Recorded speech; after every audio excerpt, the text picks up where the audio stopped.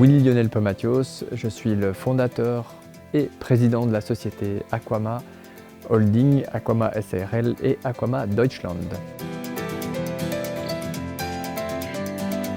Aquama est une entreprise qui permet d'avoir des solutions à base d'eau électrolysée, donc de l'eau qu'on électrifie, qui va du coup devenir hautement virucide, bactéricide et sporicide, permettant maintenant, notamment pendant la pandémie, de pouvoir désinfecter des mains et des surfaces. J'ai fondé l'entreprise en 2013. Je me suis aperçu à la fin des années 2010 qu'on allait forcément avoir des problèmes liés à des pandémies de manière globale, étant donné que nous étions à peu près 8 milliards sur Terre, avec beaucoup de personnes qui voyagent de par le monde. On était à peu près sûr qu'on allait avoir en fait des problèmes liés à des virus ou des bactéries.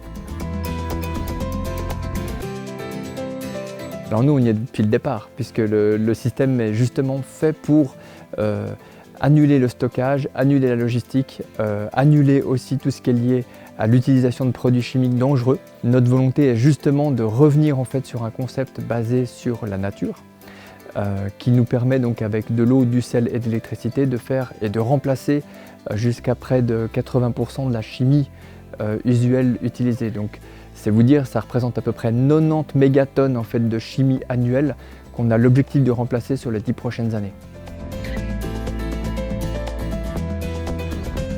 Mon fils, donc en fait, quand il est né en 2006, malheureusement à cette époque, la naissance s'est très mal passée, il a failli mourir à la naissance. Et je me suis aperçu à ce moment-là que j'étais un haut cadre dans une très grosse société américaine. Et je me suis aperçu à ce moment-là qu'il y avait d'autres défis qui dépassaient bien sûr le fait d'avoir des voitures dans son garage et un peu d'argent sur son compte en banque. Donc c'est en 2006 que j'ai commencé à réaliser que l'écologie en fait n'était pas qu'un parti politique, mais c'était en fait ce qu'on faisait tous les jours.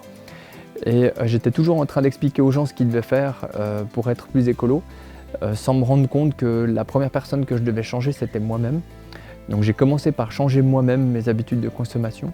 Et j'ai commencé par du coup me dire mais il y a plein de choses qui ne vont pas. Et j'ai fait la rencontre à l'époque d'un professeur docteur qui s'appelle le professeur Dr Sauter, qui nous a permis du coup de développer des technologies qu'on met au jour d'aujourd'hui sur le marché pour remplacer la chimie. Donc c'était vraiment dans l'idée, je dirais, d'une éthique, en tout cas la plus raisonnable possible, de monter Aquama aujourd'hui. Alors on a plusieurs types de défis puisqu'on s'est internationalisé. Donc la société est bien sûr basée en Suisse puisque le siège est à Tolocna pour le monde entier. La manufacture est en Allemagne, donc la plupart des machines sont fabriquées en Allemagne, notamment pour le marché européen. La France a été lancée maintenant il y a 3 ans.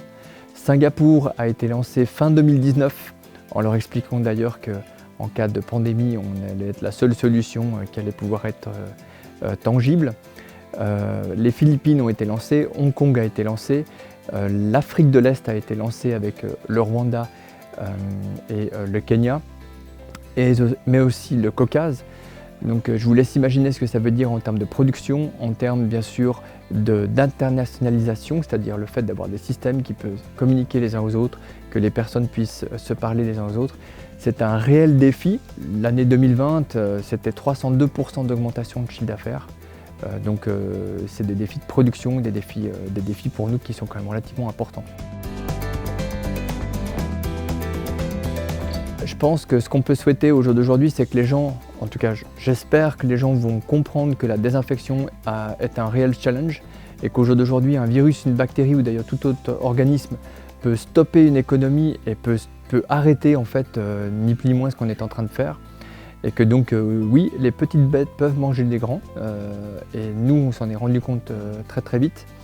Donc on espère qu'il y aura une prise de conscience en fait par rapport à ce type d'événement-là pour être meilleur dans le futur, tant d'un point de vue de l'écologie que d'un point de vue de la désinfection ou de la détergence.